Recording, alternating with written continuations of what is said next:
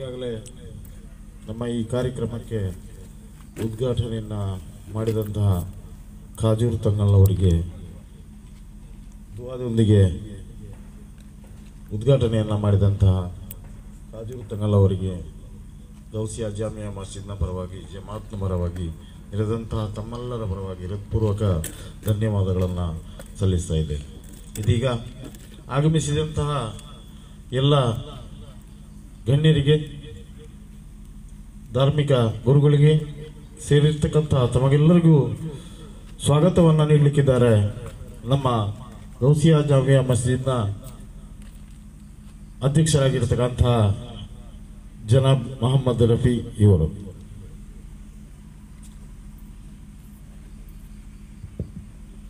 अस्सलामु अलैकुम वरहमतुल्लाहि वबरकातुहु. वालेकुम सलाम रहमतुल्लाहि वबरकातुहु.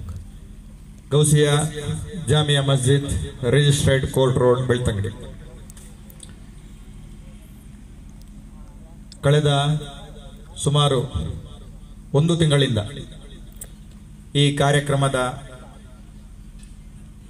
ಆಯೋಜನೆಗಾಗಿ ಎದುರು ನೋಡ್ತಿದ್ದಂತಹ ನಾವು ಇವತ್ತು ಆ ಕಾರ್ಯಕ್ರಮದ ದಿನಾಂಕದಲ್ಲಿ ನಾವಿದ್ದೇವೆ.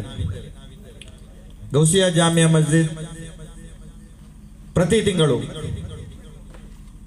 2ನೇ ಗುರುವಾರ ಜಲಾಲಿಯಾ ರಾತೀಬ್ ಮಜ್ಲಿಸ್ ಅನ್ನು ಆಯೋಜಿಸುತ್ತಾ ಬಂದಿದೆ. ಇದರ ನೇತೃತ್ವವನ್ನು ಕಾವಲ್ಕಟ್ಟೆ ಹಜರತ್ರವರು ವಹಿಸಿಕೊಂಡು ನಮ್ಮ ಜಮಾತಿನ ಖತೀಬರಾದಂತಹ ಸೈಯದ್ ಗುಲ್ರೇಜ್ ಅಹಮದ್ ರಜ್ವಿ ಅವರ ನೇತೃತ್ವದಲ್ಲಿ ಕೂಡ ಪ್ರತಿ ತಿಂಗಳು ನಾವು ಆಚರಿಸ್ತಾ ಬರ್ತಾ ಇದ್ದೇವೆ.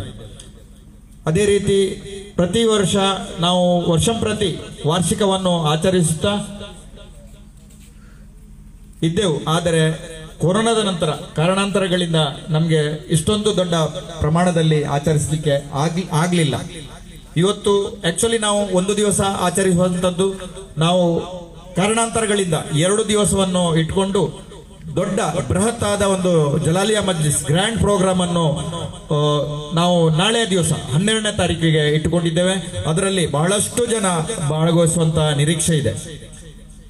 ಕಾಜೂರು ತಂಗಳ್ ನನ್ನ ಕರ್ತವ್ಯ ಸ್ವಾಗತ ಮಾತ್ರ ಆಗಿರ್ತದೆ.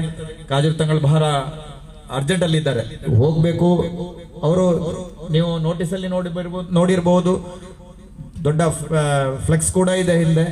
ನಾಳೆ ಬರಬೇಕಾದಂತಹ ವ್ಯಕ್ತಿತ್ವ, ನಾವು ನಾಳೆ ದೊಡ್ಡ ದೊಡ್ಡ ವ್ಯಕ್ತಿತ್ವಗಳು ಬರ್ತಾ ಇದ್ದಾರೆ. ನಾಳೆಯ ಉದ್ಘಾಟನೆಯನ್ನು ದುವಾವನ್ನು ಕಾಜೂರು ತಂಗಳ್ ಅವರು ನಿರ್ವಹಿಸಬೇಕಿತ್ತು. ಕಾರಣಾಂತರದಿಂದ ಇವತ್ತು ಕೂಡ ಈಗ 8:15 ಕನ್ಯಾಡಿಯಲ್ಲಿ ತಲುಪಬೇಕು, ನಾನು ಹೋಗ್ಬೇಕು, ನಾನು ಬರ್ತಾ ಇದ್ದೇನೆ ಬೇಗ ಅಂತ ಹೇಳಿದಕ್ಕೆ ನೀವು ಬನ್ನಿ, ಆದರೆ ಕಾರ್ಯಕ್ರಮ ಉದ್ಘಾಟನೆ ಆಗುವ ತನಕ ಅಥವಾ ದುವಾ ನೆರವೇರಿಸುವ ತನಕ ನಾನು ಇರ್ತೇನೆ ಅಂತ ಹೇಳಿದ್ರು. ನಿನ್ನೆ ಕೂಡ ಕಾಲ್ ಮಾಡುವಾಗ ತಂಗಳು ನೀವು ಬರಬೇಕು, ನಾನು ಪ್ರತಿ ಸಲ 5 ನಿಮಿಷಕ್ಕೊಮ್ಮೆ ಕಾಲ್ ಮಾಡ್ತೇನೆ ನಿಮ್ಗೆ, ನೀವು ಬರಲೇಬೇಕು, ತಲುಪಲೇಬೇಕು ಅಂತ ಹೇಳಿದೆ. ದಯಮಾಡಿ ನನಗೆ ಉಪದ್ರ ಮಾಡಬೇಡಿ ಅಂತ ಹೇಳಿದ್ರು. ಆದ್ರೂ ಕೂಡ ನಾನು ಉಪದ್ರ ಮಾಡಲಿಲ್ಲ. ನಮ್ಮ ಈ ಕಾರ್ಯಕ್ರಮಕ್ಕೆ ನಾಳೆ ಕೂಡ ತಾವು ಬರಬೇಕು ಅಂತ ಹೇಳಿ ನಾನು ಎಲ್ಲರ ಪರವಾಗಿ ವಿನಂತಿಯನ್ನು ಮಾಡ್ತಾ ಇದ್ದೇನೆ. ಇವತ್ತು ನಮ್ಮ ಹತ್ತಿರದ ಮಸೀದಿಯ ಜಿಫ್ರಿ ತಂಗಳ್ ಅವರು ದುವಾಕ್ಕೆ ನೇತೃತ್ವವನ್ನು ಕೊಡಬೇಕಿತ್ತು.